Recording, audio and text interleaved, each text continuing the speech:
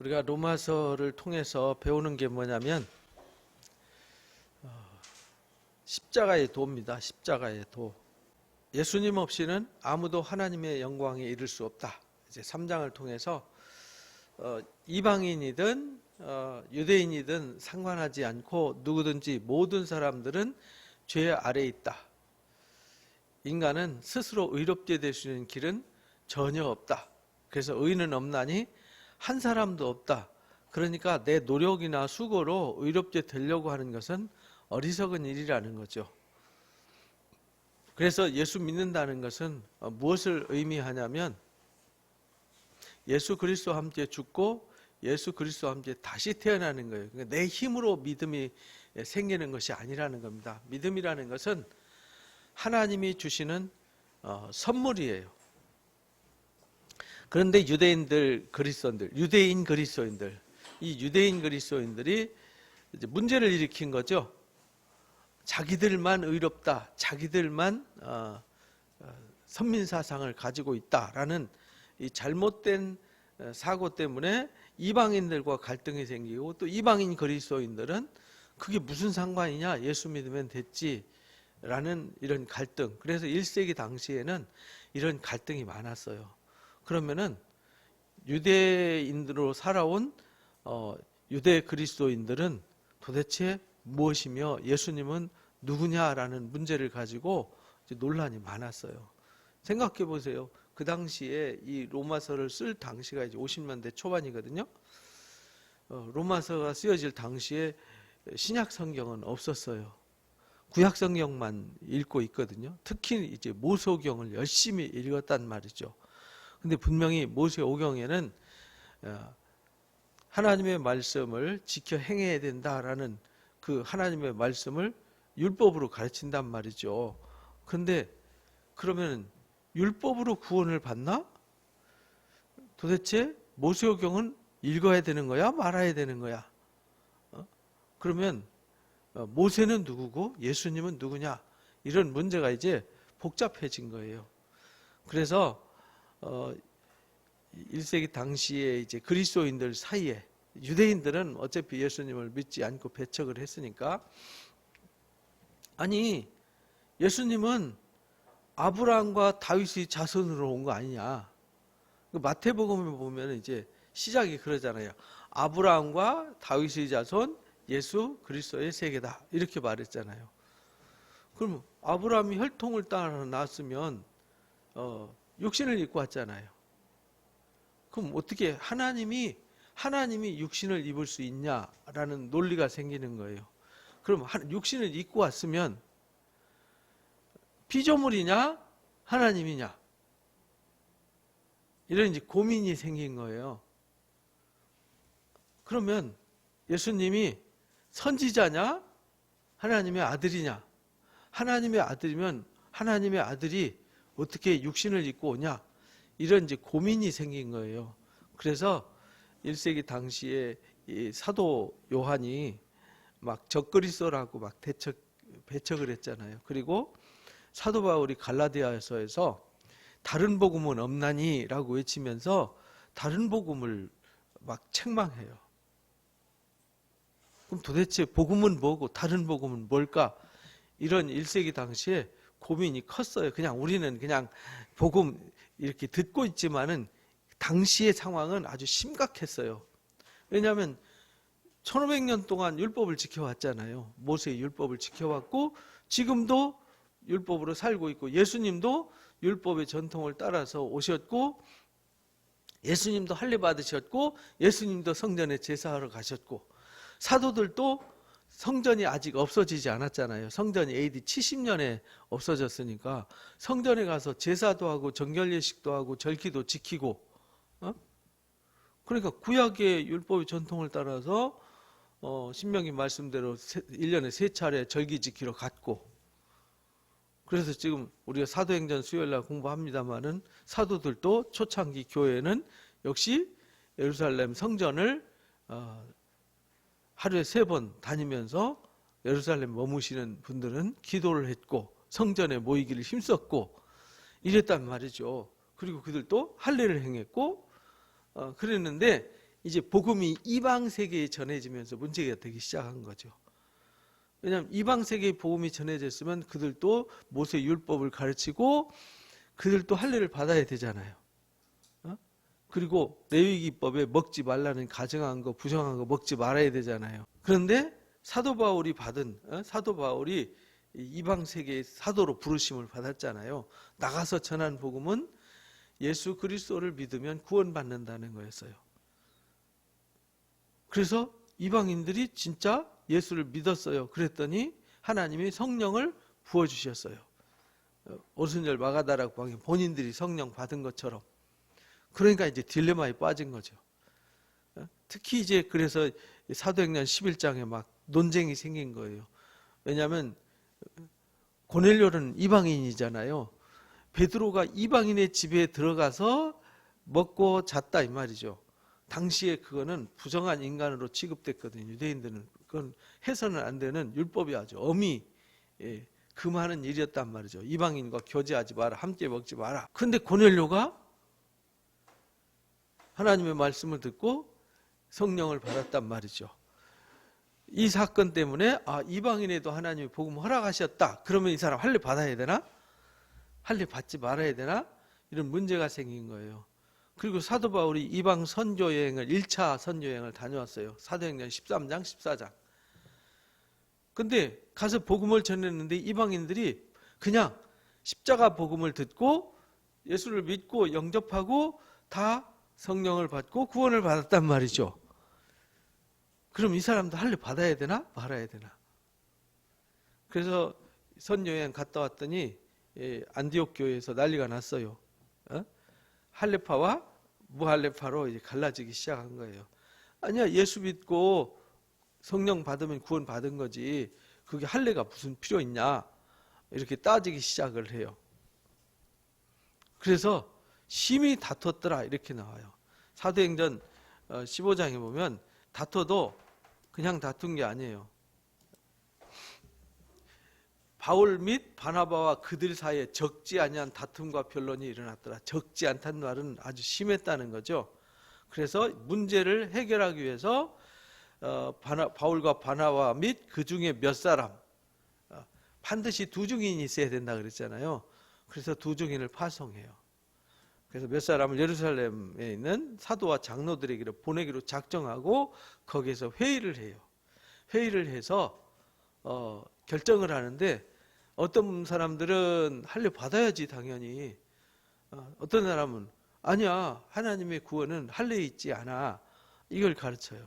그래서 우리 4장에서 바울이 가르친 것이 그거예요. 하나님은 할례자의 하나님도 되고 무할례자의 하나님도 되는 거다. 할례는 언약을 인치기 위해서 한 거지 할례가 언약을 앞서지는 못한다. 아브라함이 하나님을 믿음에 그것을 의로 여기셨다. 그러니까 그 하나님을 믿음으로 의로 인친 것을 인치기 위해서 할례라는 약속을 한 거죠. 그것을 영원한 언약으로 지켜라 이렇게 한 거다. 그러니까 아브라함은 할례자의 조상이 아니라 무할례자의 조상도 되는 것이다. 이런 문제를 가지고 논란이 일어났어요. 그래서 사도들이 이러쿵저러쿵 막 얘기하는데 베드로가 나서서 얘기를 해요. 고넬료 사건 이야기를. 분명히 고넬료가 할례 받고 성령 받은 거 아니잖아요. 그래서 맞다. 이거는 우리가 한 게 아니라 누가 했어요? 하나님이 하셨어요. 하나님이 하셨어요. 이건 하나님이 하셨기 때문에 할례 받은 사람만 구원이 있는 것이 아니라 무할례자도 구원이 있는 거다라는 결정을 하게 돼요. 그래서 이것만 금하자. 왜냐하면 모두가 다 모세오경을 읽고 묵상하고 있기 때문에 회당에서 AD 70년 성전이 파괴되고 없어지기 전까지는 회당에서 유대인들과 기독교인들이 같이 예배를 했어요. 그때까지는 유대인들, 기독교인들을 구분하지 않고 갈릴리파, 예수파, 나사렛파로 갈릴리파, 나사렛파, 예수파 이게 한 파거든요. 어떤 사람은 갈릴리파라고 그러고 어떤 사람은 나사렛 사람 예수를 믿었다 해서 나사렛파라고 그러고 어떤 사람은 예수 믿는다고 해서 예수파 이렇게 하는데 같은 뜻이에요. 근데 그를 따르는 한 파와 바리새파와 사두개파와 SNF파와 젤로당이라고 하는 열심당이 있었어요. 다양한 종파들이 있었어요. 1세기 당시에. 그 중에 한 파로 인정을 했단 말이죠.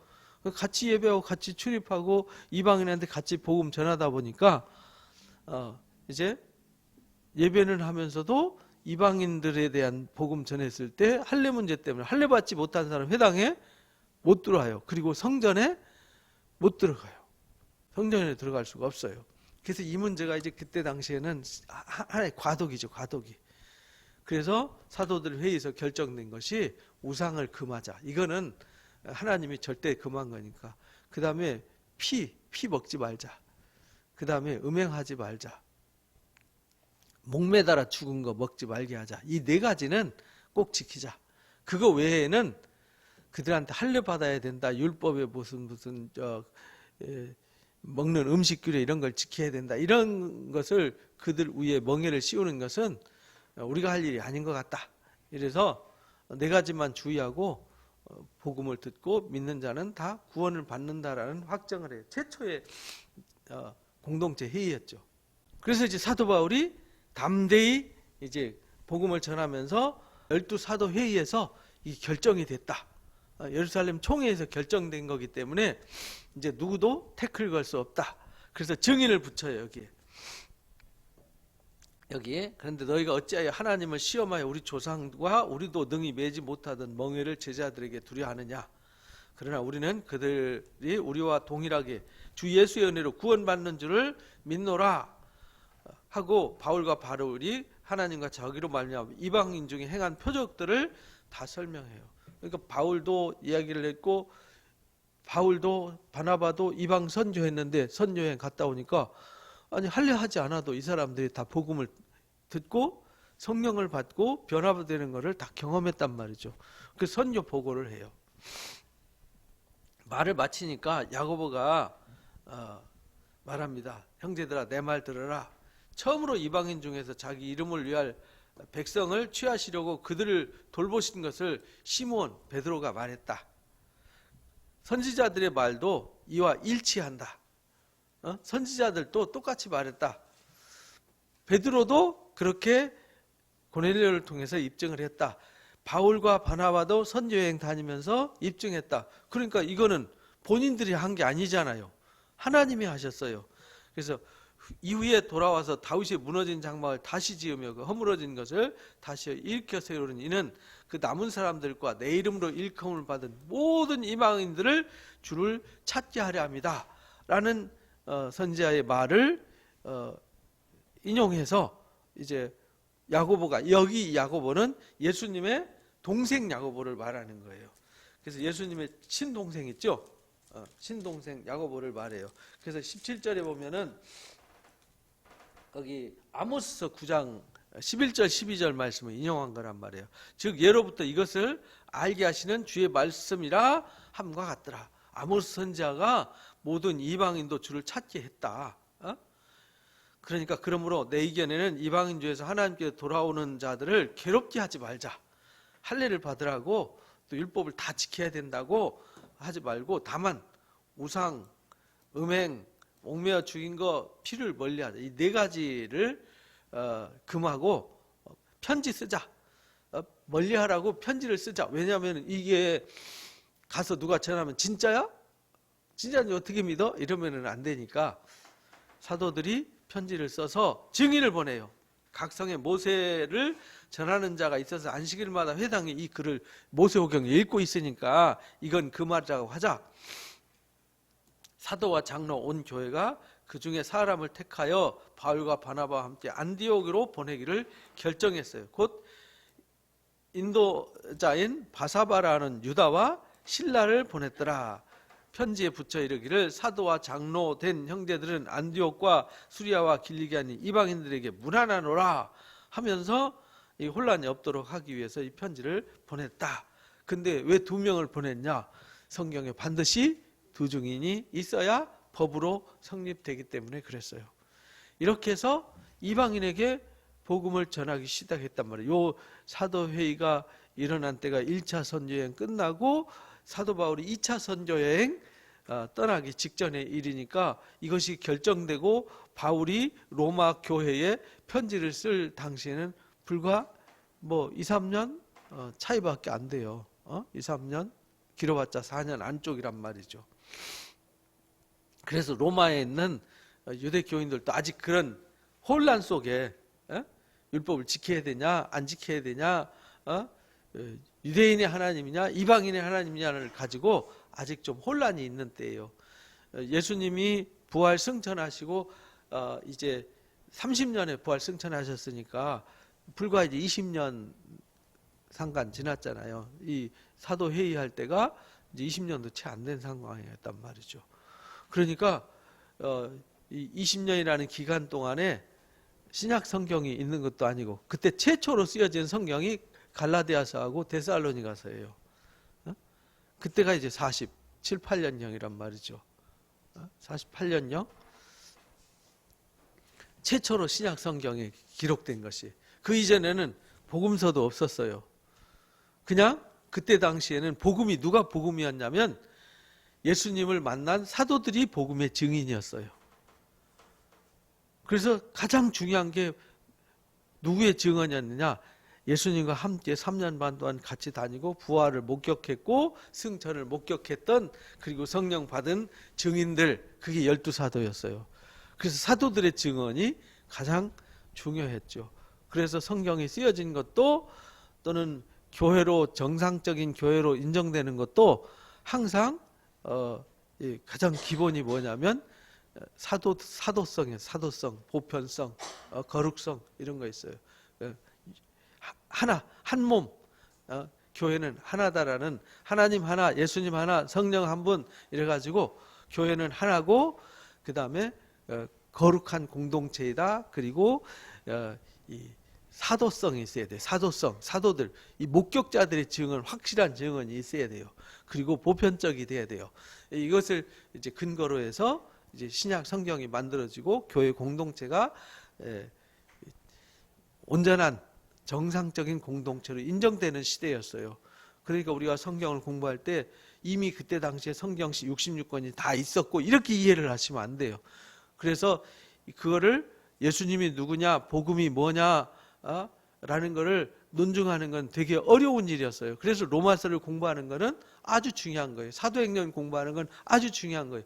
교회가 어떻게 세워졌고 그 교회가 어떤 교회였느냐라는 것을 증명하는 것이기 때문에 중요해요. 그래서 로마서를 공부할 때 쉽게 그냥 얼른 읽어서 이해되지 않는 이유가, 그 당시에 그런 혼란이 있는 그 사람들한테 사도 바울이 예수 그리스도의 복음이 무엇인지를 명확하게 논증하는 자료가 되는 거예요. 갈라디아서하고. 그래서 갈라디아서하고 로마서는 우리 그리스도인들이 필수로 공부하면서 오늘 우리가 믿는 예수 그리스도, 지금까지 수천 년 동안 전해오던 이 복음의 진리가 무엇인지를 우리가 바로 알려면은 로마서를 공부를 해야 되는 거예요. 그래서 사도 바울이 1장에서 복음은 모든 믿는 자를 구원하는 하나님의 은혜거든요. 그래서 나는 복음을 부끄러워하지 않아요. 그리고 믿음으로 믿음에 이르게 되는 역사예요. 그런데 이걸 지금 우리는 배워서 그런 거다 이렇게 이해를 하지만, 그 당시에는 굉장히 이해하기 어려운 말씀이었어요. 왜냐하면 그들은 1500년 동안 율법 전통에 매여서 율법 전통으로 살아왔는데, 그리고 그들이 성경을 읽고 있잖아요. 모세오경과 선지자의 글과 구약성경, 이제 쉽게 말하면 구약성경을 읽으면서 살고 있었는데, 그걸 말할 때 이들한테는 굉장히 난해한 일이었죠. 그러면서 바울이, 야, 너희들 이방인들 저렇게 불의하고 추악하고 악을 행하면서 사는 거는 사형에 해당한다. 그러니까 성경에 하나님이 모세오경에 그런 사람들은 하나님의 진노가 임해서 심판이 임한다, 이렇게 정의가 내려져 있잖아요. 그래서 하나님의 진노가 불의 때문에 임하는 거 아니냐. 봐봐, 저희들의 불의는 너희들이 잘 알고 있지 않냐. 그래서 저들이 진노의 대상이 되는 거야. 근데 아무도 피겠지 못해. 왜? 만물에 하나님이 말씀으로 창조하신 이 세상에 하나님이, 보이지 않는 하나님이 계시되어 있다는 거예요. 근데 그들이 하나님 알면서도 하나님께 영광을 돌리지 않고 보이지 않는 하나님의 형상을 금수와 버러지 형상으로 만들고 그들이 불의를 행했다는 거죠. 근데 그걸 보고 손가락질하는 유대인 그리스도인들, 그들도 똑같이 남을 욕하고 비난하고 악을 행하면서 살고 있는 거죠. 그러니까 율법을 다 못 지키고 있는 거죠. 그러니까 율법을 안 지켰으니까 그들은 어디에 해당해요? 똑같이 사형에 해당해요. 그러면서 남을 판단하는 사람아, 너희도 같이 판단받을 줄 알지 못하느냐? 사람이 각자 행한 대로 심판받는다는 걸 잊지 말아라 라는 것을 가르쳐 주셨잖아요, 2장에서. 그러면서 이제 3장에서 그래서 유대인들한테 너희가 껍데기로만 형식적으로 유대인 할례 받았어, 나는 유대인이야 라고 자랑한다고 해서 유대인 되는 것이 아니라 예레미야의 말씀처럼 마음의 가죽을 베고 마음의 할례를 받은 사람이 진짜 할례다. 육신의 할례가 아니다. 표면적 유대인이 유대인이 아니고 이면적 유대인이 유대인이다 라고 하면서 3장에서 논증을 했잖아요. 너희들이 만약에 그렇게 율법을 범하고 악을 행하는데 그러면서 하나님 우리 하나님이야 그러면은 하나님이 악을 행하는 사람이 하나님이냐? 불의한 사람들의 하나님이냐? 그럼 하나님이 어떻게 불의를 심판할 수 있겠냐? 이렇게 말씀하신 거예요. 그래서 유대인이나 이방이나 율법은 죄를 들춰내서 죄가 무엇인지를 깨닫게 할 뿐이지 거룩하게 할 수는 없다. 온전하게 할 수 없다. 그래서 인간의 모습은 의는 없나니 하나도 없다라는 인간의 추악한 모습을 그들의 입과 그들의 머리와 그들의 손과 그들의 발이 얼마나 추하고 악한지를 쫙 설명을 해요. 그래서 우리가 의롭게 되는 것은 우리 힘으로 되는, 율법으로 되는 것이 아니다. 누구도 자기 의지로 노력으로 하나님의 영광에 이를 수 없다. 오직 우리를 위해서 십자가를 지신 예수 그리스도를 믿음으로 말미암아 우리가 하나님 앞에 설 수 있게 된 것이다. 이게 3장이에요. 그래서 이방인이나 유대인이나 똑같다. 그래서 유대인의 하나님도 되지만 이방인의 하나님도 되는 거다 라는 걸 가르쳐 주셨어요. 그러면서 4장에서 그 믿음의 도를 설명한 거죠. 그래서 이게 로마서를 자세히 읽어봐야 되고 자세히 배워야 돼요. 안 그러면요 굉장히 어려워요. 그리고 질문을 많이 해요. 근데 그 질문의 답이 사실 여기 다 있는데 깊이 공부 안 하면 질문이 어려워요. 그래서 4장에서 분명히 가르쳐 주시기를 아브라함을 예를 들어 설명한 거예요.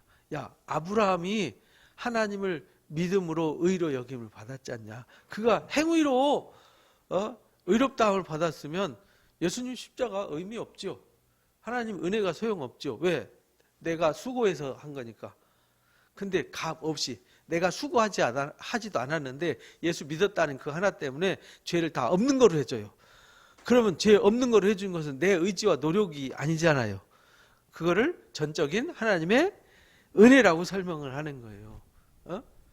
그래서 하나님이 내가 노력하지 않았어. 내가 죄 졌는데 죄의 값을 내가 지불하지도 않았어요. 그리고 내가 어떤 의로운 노력을 막 많이 공로를 쌓은 것도 아니에요. 막 도덕과 윤리를 실행해서 막 나는 이렇게 거룩해 하지도 않았어요. 근데 예수 믿었다는 그 하나만으로 과거의 죄를 다 없다 해주셨어요. 불법을 사하심을 받는 자는 그래서 복이 있다. 이렇게 가르쳐 주세요. 그러면서 아브라함의 믿음을 가지고 논증을 하는 겁니다. 그러니까 우리가 로마서 말씀을 자세히 잘 들으면은 그 불법을 사시면 받는 자는 복이 있고 주께서 그 죄를 인정치 아니할 사람이 복이 있는데 누가 불법을 사함 받고 그 죄를 인정 아니함을 받느냐? 예수 그리스도를 믿음으로. 그래서 예수님을 믿는다는 건 예수님과 함께 뭐 하는 거예요? 죽는 거예요. 그래서 예수님이 나를 따르거든 자기를 부인하라 했잖아요. 자기 십자가를 진다. 십자가를 진다는 말은 여러분들 십자가 지면 어떻게 되는 거죠? 죽는 거예요. 십자가는 사형당하는 겁니다. 우리가 주님을 따라가려면 내가 사형당해야 돼요. 나 자신이 사형당해야 된다고요. 나 자신이 죽어야 돼요. 죽어야 예수 안에서 새 생명을 얻어요. 이게 이제 십자가 복음의 비밀이란 말이죠. 근데 사람들이 그걸 알지 못하죠. 그래서 여전히 예수 믿지만 내가 살아있는 거예요.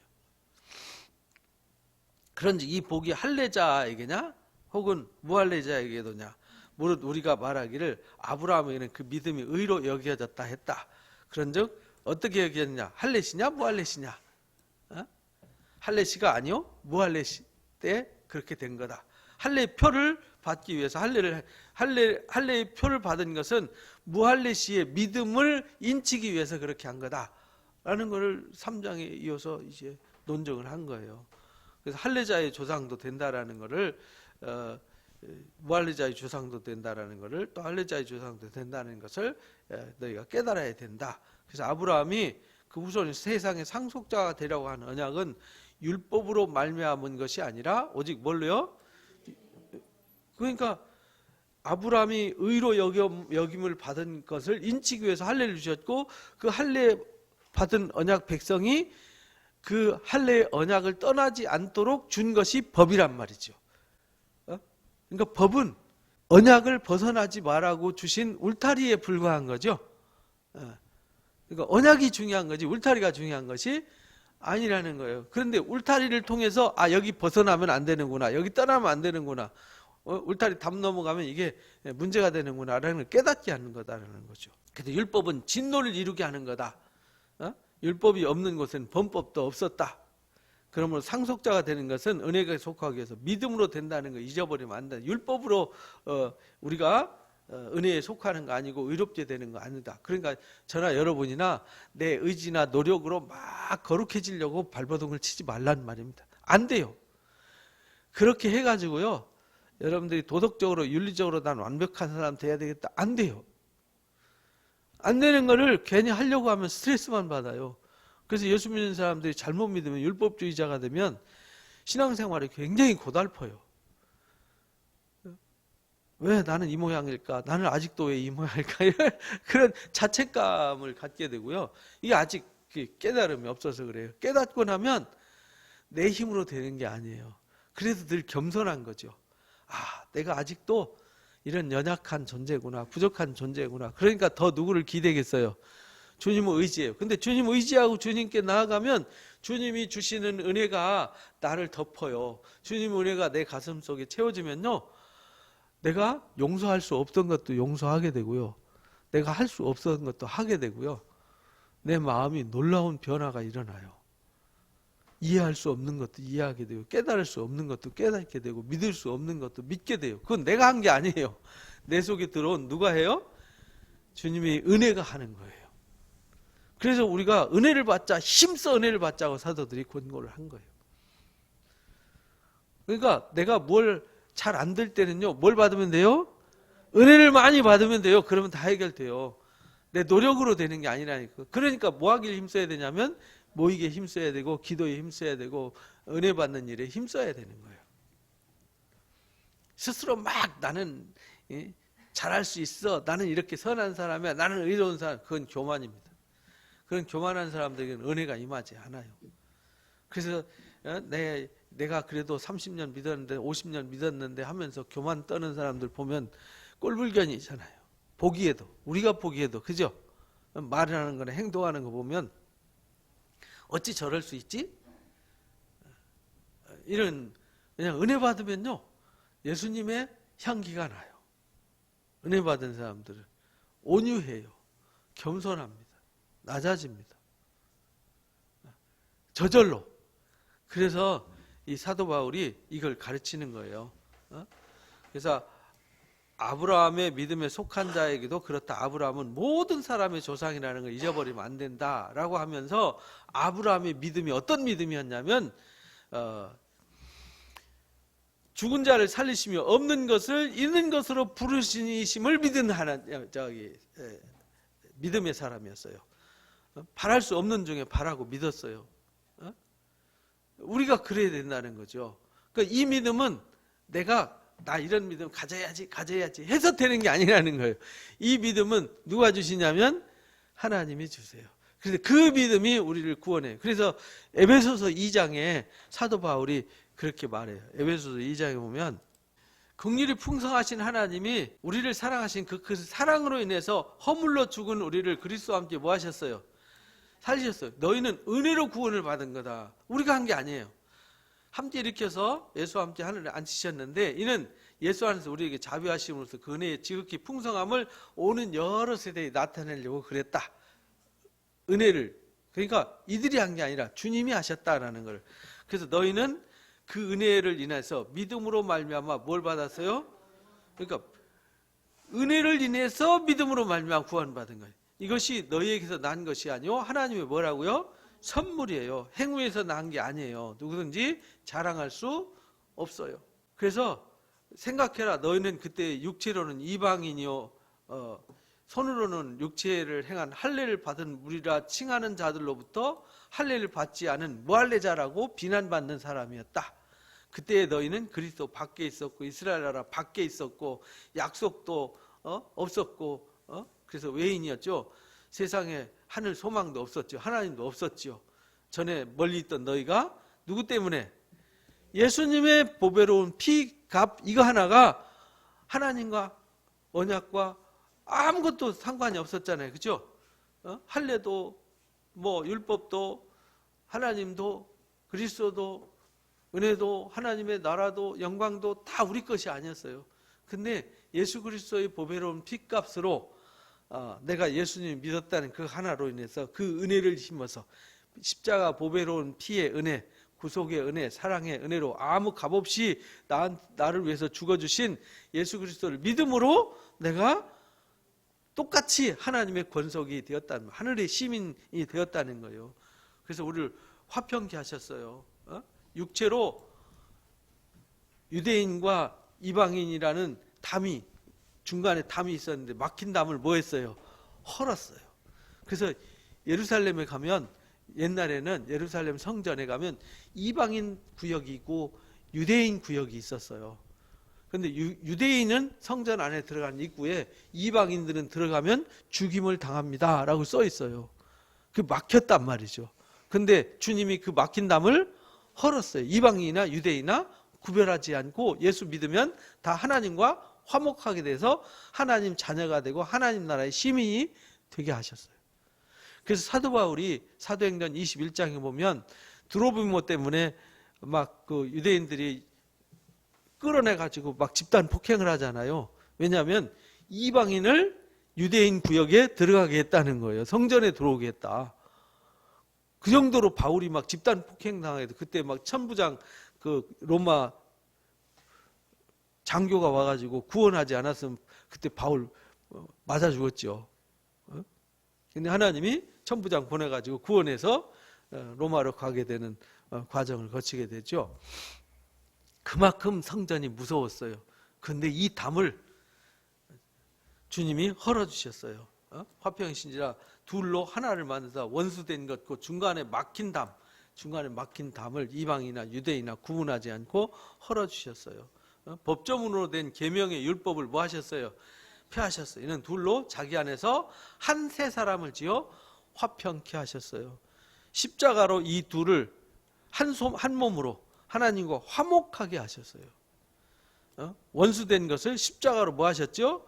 소멸하셨어요. 또 오셔서 먼 데 있는 너희에게 평안을 전하시고 가까운 데 있는 자들에게 평안을 전하셨다. 그로 말미암아 둘이 한 성령 안에서 아버지께 나아감을 얻게 된 것이다 라는 이 놀라운 진리를 가르쳐 주신 거예요. 그래서 이 십자가는 대단한 거예요. 지금 우리가 예수 안 믿는 사람들은 그리스도 밖에 있잖아요. 심판의 자리에 있잖아요. 그러나 그들을 구원하는 것은 내 노력으로 되는 게 아니에요. 내 힘으로 되는 게 아니라고요. 하나님의 은혜로 되는 거예요. 그러니까 우리는 은혜 받아서 하나님의 은혜를 비추기만 하면 돼요. 하나님의 은혜를 드러내기만 하면 돼요. 나머지는 누가 하세요? 하나님이 하시는 거예요. 그러니까 내가 막 설득해서 안 됩니다. 노력해서 안 됩니다.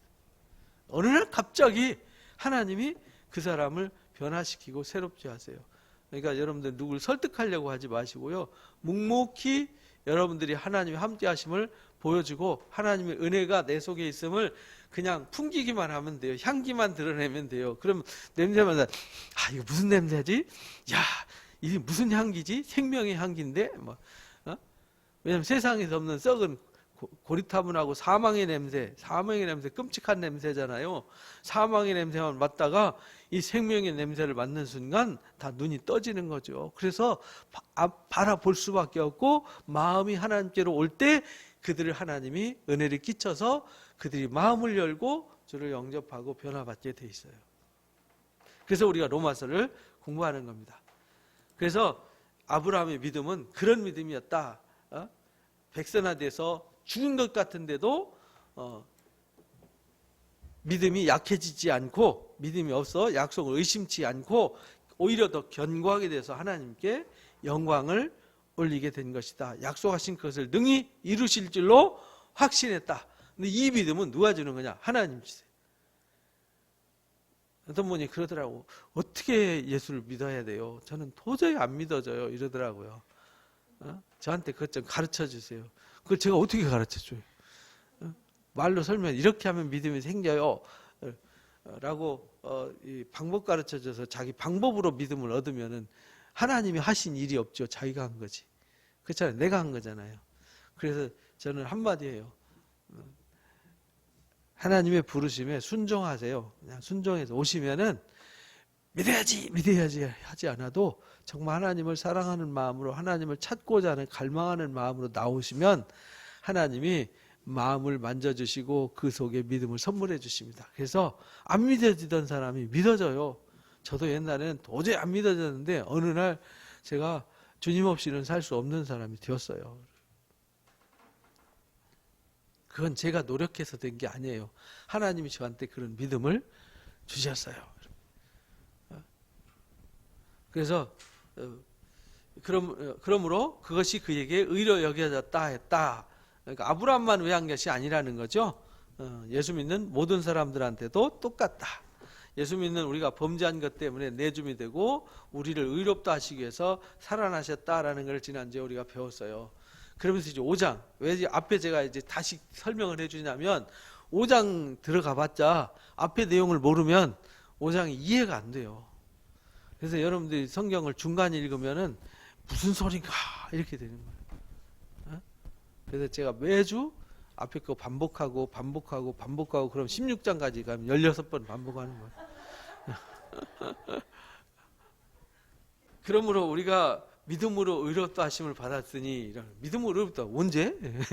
뭘로? 이러면 이제 답이 없잖아요. 앞에 이제 그래서 우리가 믿음으로 의롭게 되었어요. 한마디 설명하려고 제가 앞에 지금 30분을 설명한 거예요. 왜 의롭게 되었는지 아셨죠? 믿음으로 의롭다함을 받은 것은 하나님이 주신 믿음으로 내가 의롭게 됐어요. 내가 노력해서 내 수고로 의롭게 된 거 아니에요. 우리는 다만 은혜를 받기 위해서 주님 앞에 나왔을 뿐이에요. 그리고 주님이 나를 씻어주셨고 나를 죄 없다라고 해주셨어요. 불법을 사하해 주셨어요. 그 죄를 기억하지 않으세요. 근데 나는 기억해요. 그러면 안 돼요. 나도 기억하지 말아야 돼요. 하나님이 기억 안 하는데 굳이 기억해가지고 저 옛날에 있잖아요. 제가 이런 죄는 아니 난 모르겠는데 하나님은 아니요 옛날에 나 몰라 내 죄 다 싹 지워놔서 몰라.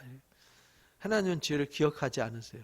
근데 하나님도 기억하지 않는 걸 나는 억지로 기억해가지고 막 옛날 조선시대 것까지 다 꺼내가지고 서로 따지고 싸우시면 안 돼요. 우리 주 예수 그리스도로 말미암아 화평을 누리자 이렇게. 누구와 화평을 누려요? 하나님과. 누구로 말미암아서? 예수님으로 말미암아. 그 예수님으로 말미암아서 내가 의롭게 되었어요. 그래서 의롭게 돼서 하나님과 화평케 되었잖아요. 앞에 에베소서 2장 방금 읽었잖아요. 막힌 담을 허시고 하나가 되게 하시고 막힌 담을 허셔서 하나가 대한 우리를 하나님과 하나가 되게 하셨어요. 그죠? 그리스도와 하나님과 화목하게 하셨어요. 그래서 우리가 한 몸이 되었단 말이에요. 그러니까 그 화평을 이제 뭐 해야 돼요? 누려야 돼요. 신앙이라는 거는 누리는 거예요. 누린다는 말은 뭘 말하냐면 즐거워하는 거예요. 즐거워하고 기뻐하는 게 누리는 거예요. 즐거워하고 기뻐하고 감사하면서 행복해하는 거, 이게 뭐하는 거 누리는 거예요. 하나님이 내 하나님이시구나, 내 아버지시구나, 주님이 나의 주님, 나의 왕이시구나. 그걸 아는 순간 하나님이 내 편이시구나, 내가 하나님 편에 있구나 아는 순간 이미 내가는 사탄이와는 상관이 없구나, 사망과는 상관이 없구나, 나는 이겼구나. 그래서 계시록 2장 3장에 이기는 자에게 생명나무의 실과를 주어 먹게 하고 이기는 자에게 생명의 멸관을 주시잖아요. 이기는 자가 하나님 보좌 우편에 앉잖아요. 그렇죠? 이기는 자가 하늘의 만나를 먹잖아요. 이기는 자가 철장의 권세를 받아요. 이기는 자가 하나님의 집에, 하나님의 성전에 기둥이 된다고 하셨잖아요. 이기는 자에게 흰옷을 입혀주신다 하셨잖아요. 그러니까 우리가 이겼어요. 그래서 이긴 사람들은 뭐 하느냐? 승리를 누리는 거죠.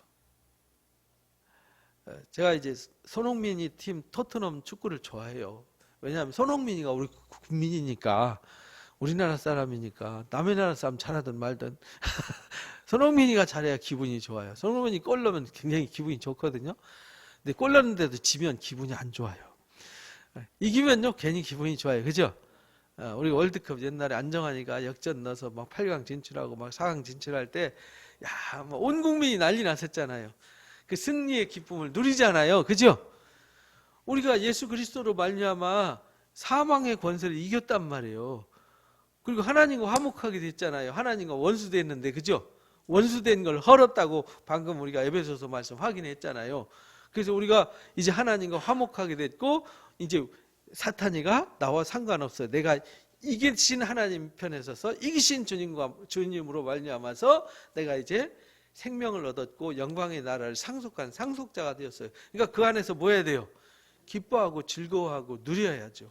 신앙이라는 건 누리는 건데 기독교인들이 너무 고난에 갇혀 있어요. 사순절 기간인데 여러분들 필리핀이나 이런 카톨릭 국가 가면요, 막 주님의 고난에 동참하겠다고 막 채찍을 만들어서 자기 등을 막 때리고 막 몸을 막 학대해가지고 피가 줄줄 흐르고 막 이런 의식을 행해요. 무거운 십자가 지고 낑낑 대면서 내가 주님의 십자가 지고 가겠다고 막 해요. 그건 미련한 짓이에요. 그런 고난은, 그 십자가 고난은 주님만이 질 수 있는 거예요. 그건 우리가 져야 되는 고난이 아니에요. 우리가 져야 되는 고난은, 십자가는 뭐냐면 내가 죽는 거예요. 네? 내가 져야 될 십자가와 주님이 될 십자가는 다른 겁니다. 예수님이 육체의 고난을 그치셨잖아요. 우리가 육체의 고난을 당하시면 안 돼요.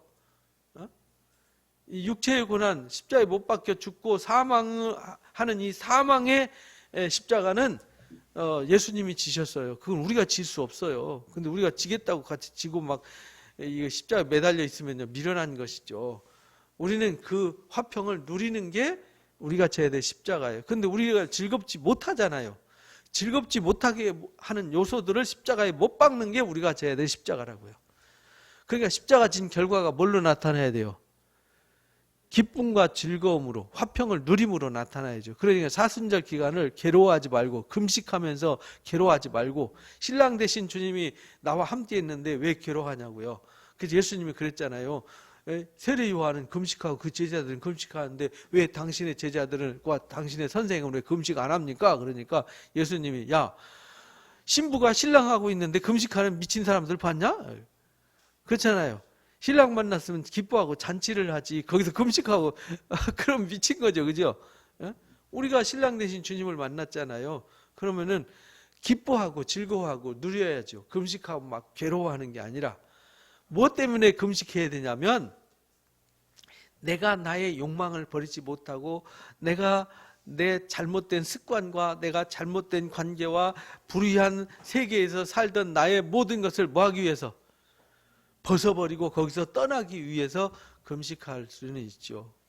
그리고 어떤 심각한 영적인 고민과 문제를 해결하기 위해서 금식할 수는 있지만, 내가 주님의 십자가 지겠다고 금식하는 건 되게 미련한 겁니다. 주님의 십자가에 동참하겠다고 십자가 지는 건 주님을 위해서, 그거 다 뻥입니다.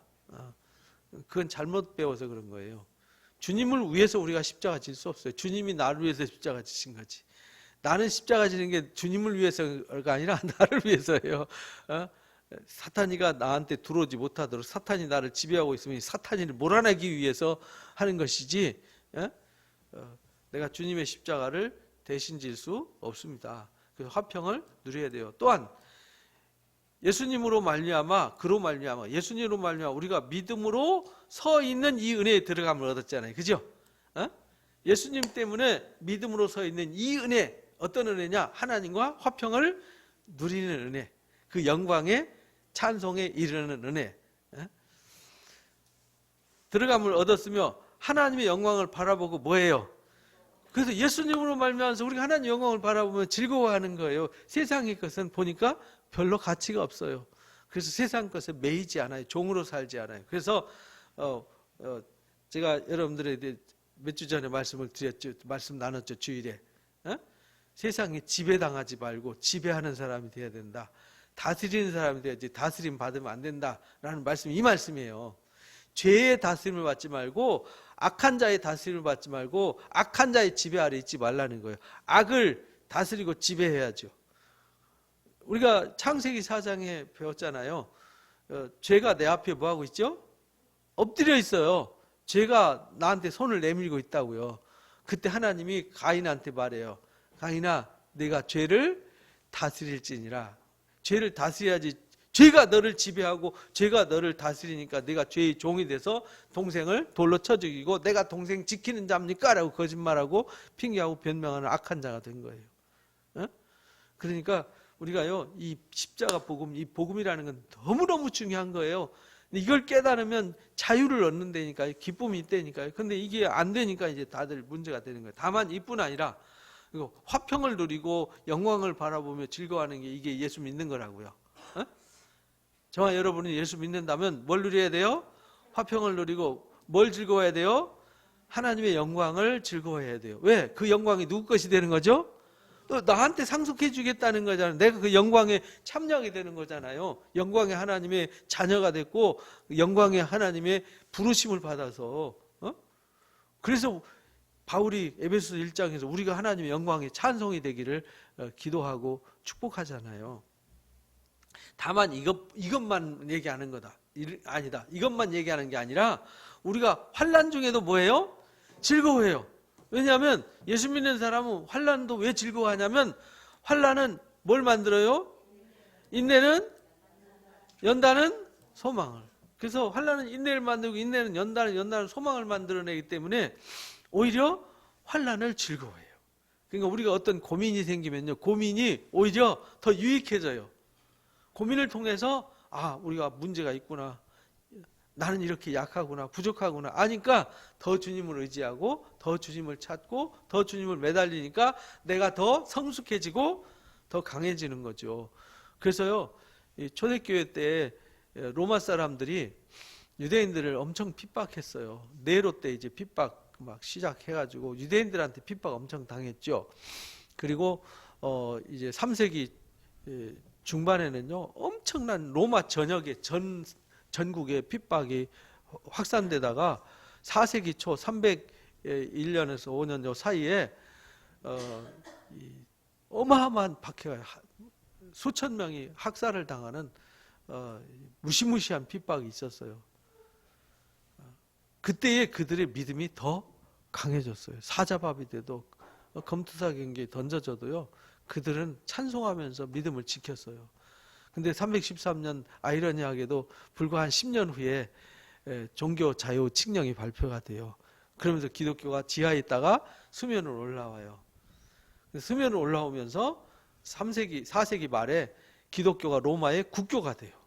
예수 안 믿으면 잡아가요. 예수 안 믿으면은 국법으로 다스려요. 그랬을 때는 교회가 오히려 더 부패하기 시작했어요. 묘한 일이죠? 그러니까 교회는요, 너무 부자가 되면요, 부패하기 시작해요. 그래서 부자가 될 때는 뭘 잘해야 되냐? 나눔을 잘 실천해야 돼요. 나눔을 실천하면 절대 부패하지 않습니다. 그래서 가정도 그렇고, 개인도 그렇고, 교회도 그렇고, 늘 나눔을 늘 풍성하게 실천하는 가정은 절대 부패되지 않습니다. 하나님이 늘 때를 따라서 돕는 은혜를 주세요. 그래서 시편 37편에 보면 의인이 걸식함을 본 적이 없다 이렇게 말하잖아요. 의인이 누가 의인이냐? 욥 같은 사람이 의인이라는 거죠. 욥이 어떤 사람이었는지는 욥기 29장부터 31장 보면은 욥이 어떤 사람인지 쫙 나오잖아요. 그렇죠? 소망이 우리를 부끄럽지 않게 해요. 소망은, 우리에게 주는 소망은, 우리가 땅에 있는 고난은 알고 보니까 우리가 하나님께 나가지 못하게 하는 고난, 하나님께로부터 은혜를 못 받게 하는 고난, 이거밖에 없더라는 거예요. 우리가 환난이라는 건 다른 게 환난이 아니에요. 하나님께로 가는 길을 막는데, 이 막은 것을 우리가 이기고 나가야 되잖아요. 근데 이게 막는 게 누구죠? 사탄의 세력이잖아요. 그래서 사탄과 싸워야 되잖아요. 이게 영적 전쟁이죠. 하나님께 나가지 못하게 하고, 하나님 은혜를 받지 못하게 하고, 하나님의 복을 받지 못하게 하고, 하나님의 나라의 영광을, 화평을 누리지 못하게 하는 이 모든 것을 무너뜨려야 되는 거죠.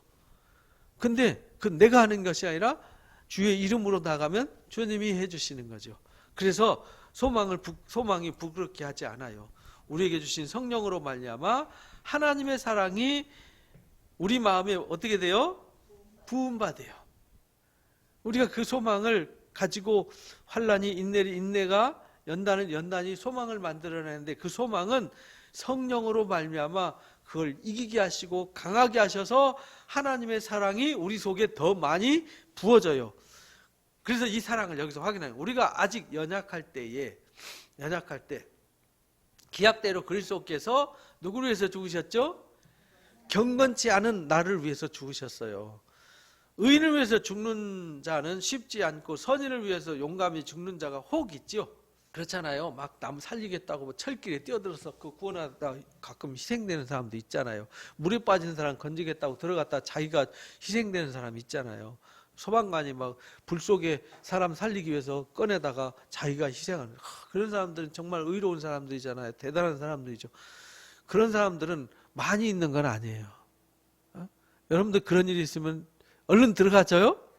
불 속에 있으면 아유 저 사람 살려야지 하고 불 속에 잘 못 들어가죠. 물속에 빠졌는데 저 사람 살려야 되겠다고 목숨 걸고 뛰어 들어가나요? 쉽지 않아요.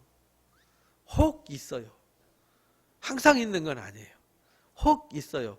그러나 우리가 아직 뭐 했을 때? 근데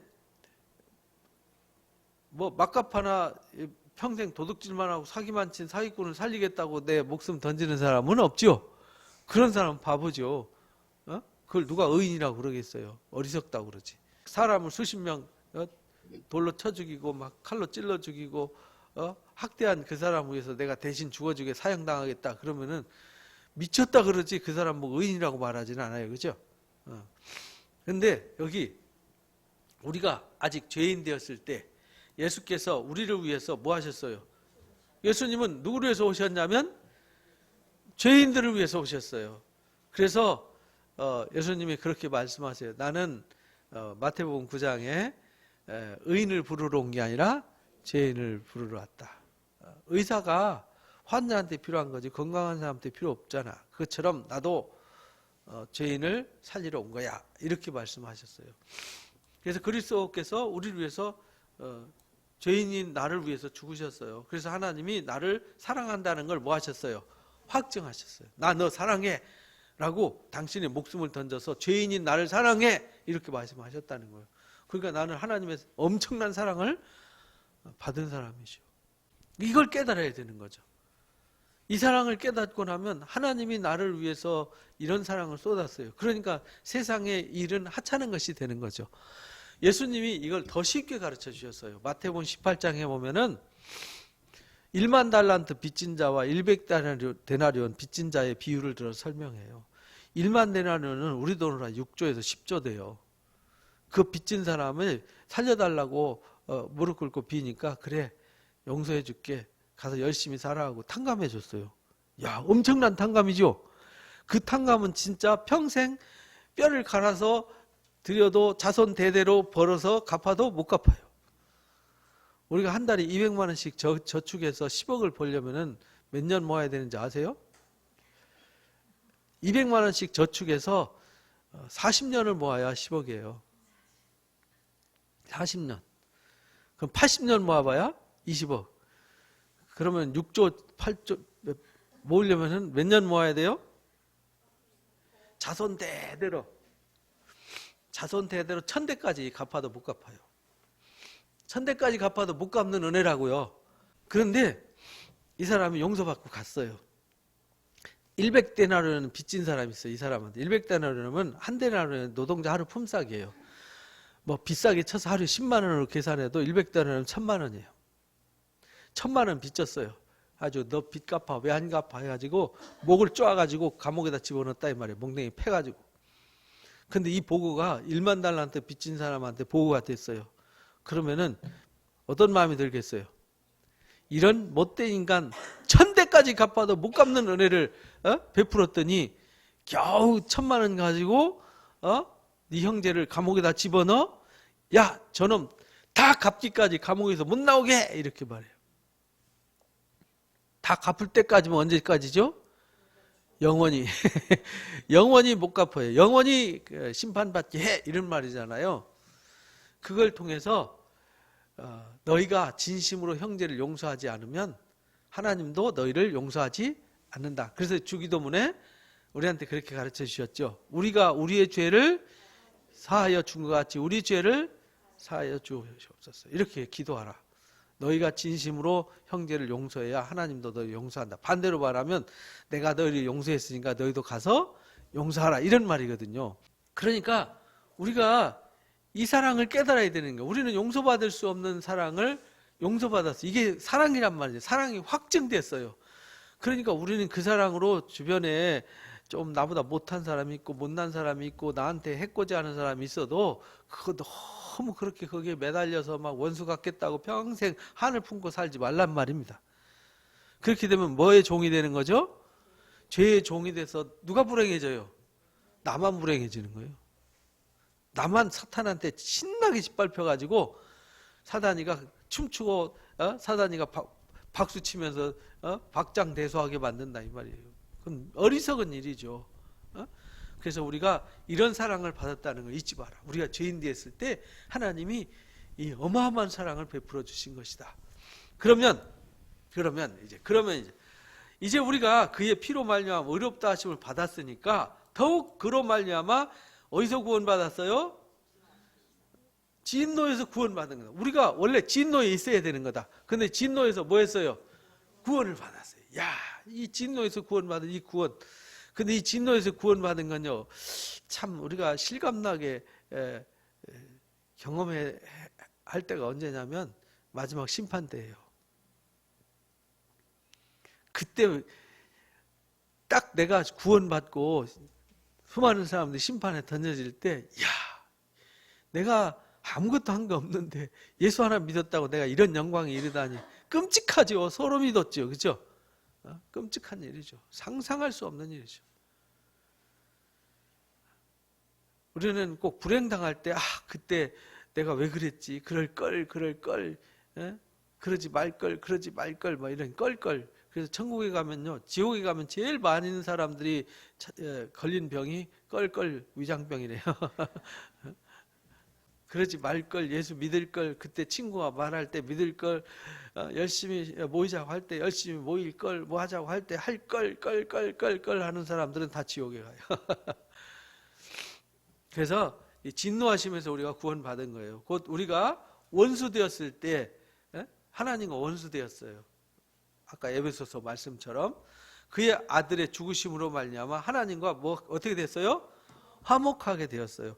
화목하게 된 자로서 더욱 그의 살아나심으로 말미암아 구원을 받은 거다. 예수님이 살아나심으로 말미암아 구원받았다는 말은 예수님이 살아나신 것처럼 나도 사망의 진노의 자리에서 살리심을 받았다. 그래서 이 살리심을 받은 이 생명은 다시 죽는 생명이 아니라 영원한 생명이에요. 이걸 영생이라 그러죠. 그래서 죄의 싹은 사망이요 하나님의 은사는 영생이다 이렇게 말하는 거예요. 그뿐 아니다. 이제 우리로 화목하게 하신 우리 주 예수님으로 말미암아 계속 예수 그리스도로 말미암아라는 단어가 계속 나가죠. 예수 그리스도로 말미암아, 예수 그리스도로 인하여, 예수 그리스도의 은혜로 막 이렇게 이제 나는 아무것도 한 게 없는데 예수님으로 말미암아 하나님 안에서 뭐예요? 즐거워해야 한다. 그러니까 우리가요 이 사실을 알을 때 즐거워하는 거죠. 그래서 화평을 누리는 거고요, 즐거워하는 신앙. 그래서 신앙은 이 사실을 모르는 사람은 여전히 진노 아래 있어요. 진노 아래 있으면 어떻죠? 죽을 것 같아요. 죽을 것 같은 삶을 사는 사람은 아직 이 놀라운 하나님의 은혜를 경험하지 못한 거예요. 그래서 이 화목하게 하신 주님으로 말미암아서 매일 즐거워해야 돼요. 세상 좀 어려운 일 있을 수 있죠. 피곤한 일 있을 수 있죠. 근데 다 지나가요. 여러분들 살아오면서 힘든 일이 있었죠. 근데 지금 즐거우면 기억나요? 안 나요? 안 나요. 괴로우면은 기억이 많이 나요. 옛날 기억이 많이 납니다. 그러니까 즐거우면요, 과거 생각이 안 나요. 그러므로 여기서 이제 결론을 내는. 그러므로 한 사람으로 말미암아 세상에 죄가 들어왔어요. 누구죠? 아담. 그 죄로 말미암아 뭐가 들어왔어요? 사망. 죄로 말미암아 사망이 들어왔어요. 이와 같이 모든 사람이 뭘 지었어요? 죄 아래서 태어났기 때문에 죄인인 거예요. 그래서 사망이 모든 사람에게 이르는 거다. 아담 한 사람 때문에 모든 사람이 다 죽잖아요. 안 죽는 사람 봤어요? 그래서 모든 사람의 죄 아래서 사망 아래서 종노릇하고 사망의 지배를 받고 있는 거죠. 그래서 죄가 있기 전에는 세상에 있었으나 율법이 없을 때는 죄를 죄로 여기지 않았어요. 그래서 죄가 죄인 줄 몰랐어요. 내가 누군지 몰랐어요. 하나님이 오셔서 우리가 죄인이라고 할 때 내가 왜 죄인이야? 이렇게 말했는데 죄인이라는 사실을 율법을 통해서 봐봐. 너희가 왜 죄인이냐면 하고 율법을 주셨어요. 하나님 외에는 신이 없어. 다른 신 섬기면 안 돼. 우상 섬기면 하면 안 돼. 안식일을 거룩하게 지켜야 돼. 하나님 이름 망령 때 일컬으면 안 돼. 부모를 공경해야 돼. 살인하면 안 돼. 간음하면 안 돼. 도적질하면 안 돼. 거짓 증거하면 안 돼. 남의 것 탐내면 안 돼. 라는 것을 가지고 이제 613가지 법을 주셨어요. 법을 주었는데 가만히 보니까 내가 좋은 사람인 줄 알았더니 굉장히 나쁜 사람이에요. 늘 배신하면서 살고 하나님을 향해서 늘 배신하고 그리고 자기 이기적이고 욕망대로 지 멋대로 살잖아요. 그래서 내가 악하고 나쁜 존재라는 것을 몰랐는데 뭘 통해서 알아요? 율법을 통해서 거룩한 말씀에 거울을 주니까 아이고 내가 이렇게 흉측한 인간이었어? 라는 걸 깨닫게 하는 거죠. 율법쌤 몰랐어요. 그러나 아담으로부터 모세까지 아담의 범죄와 같은 죄를 짓지 아니한 자들까지도 이미 죽고 있었는데 왜 죽는지 모르는 거죠. 왜 인간이 죽는 거지? 인생이 뭐지? 그래서 지금 예수 안 믿는 사람들, 율법이 없는 사람들이잖아요. 그래서 인생이 뭐야? 그러면서 잘난 체해요. 예수 안 믿으면서도. 자기들이 뭐 대단한 게 아는 것처럼, 대단한 것처럼 얘기해요. 근데요, 그 은퇴하고 나서 자기 그 큰 소리 치는 백 없어지면요, 꽁지 싹 내려요. 어디가 눈치 살살 보고요. 집에서도 삼식이 눈치 보고요. 막 이래요.